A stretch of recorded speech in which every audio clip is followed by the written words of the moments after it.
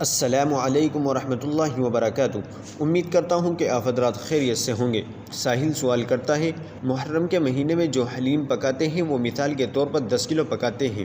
اب اس 10 کلو میں سے وہ بس 100 گرام پر فاتحہ لگاتے ہیں اور وہ 100 گرام بنا باقی میں ملائے، ایسے ہی وہ 100 گرام کسی کو کھلا دیتے ہیں۔ ایسے میں کیا ہم وہ حلیم کھا سکتے ہیں یا نہیں جو اس 100 گرام سے الگ ہے؟ چلیے بہترین رہنمائی کے لیے ہم دارالعلوم دیوبند کا فتویٰ دیکھ لیتے ہیں۔ بسم اللہ الرحمن الرحیم۔ محرم میں حلیم کھچڑا پکانا اور مروجہ فاتحہ لگانے کی رسم ممنوع ہے، ان کا ترک لازم ہے، اگرچہ فی نفسی ہی اس حلیم پر حرام ہونے کا حکم نہیں، یعنی جس حصے پر فاتحہ لگا دی یا جو بقیہ ہے کسی کا کھانا بھی حرام نہیں ہے۔ کسی نے کھا لیا تو یہ نہ کہا جائے گا کہ اس نے حرام کھا لیا، تاہم یہ رسم واجب الترک ہے۔